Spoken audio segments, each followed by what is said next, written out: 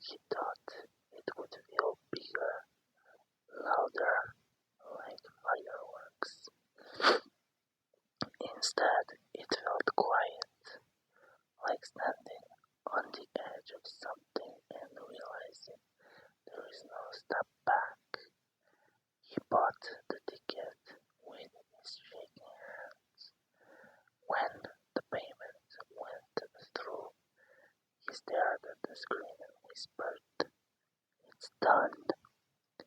He printed the ticket and folded it carefully, like it could tear if he breathed wrong.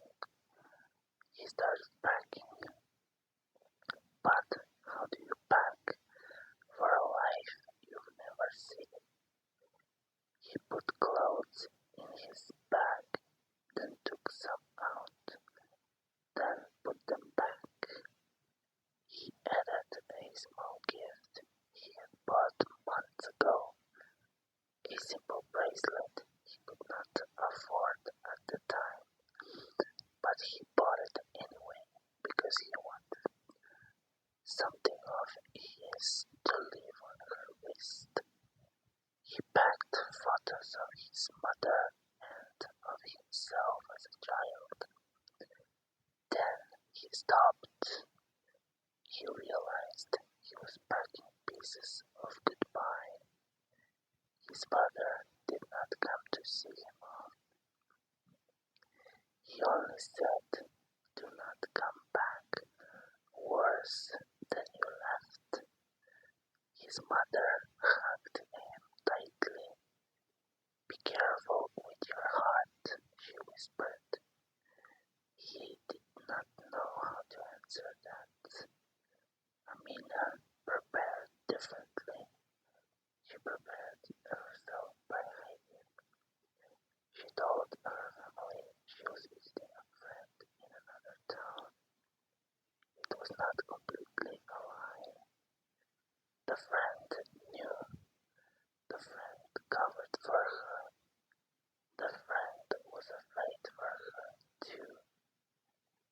The night before Marco arrived, Amina didn't sleep. She stared at the ceiling and whispered his name, like it might answer her. She wondered if he would smell like the cold or like soap. She wondered if his eyes would look the same when they were not pixels. She wondered if love would survive touch.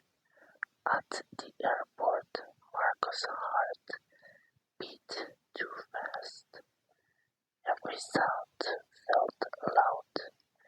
Every sign felt confusing.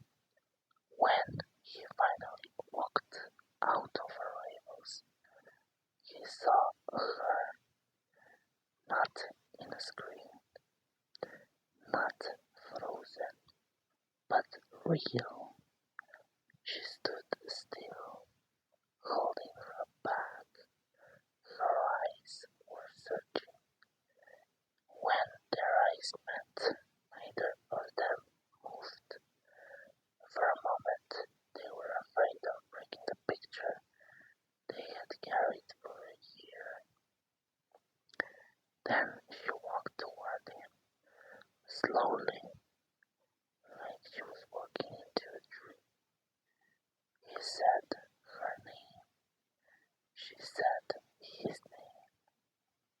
And when they hugged, it felt strange and right at the same time. Too real, too soft.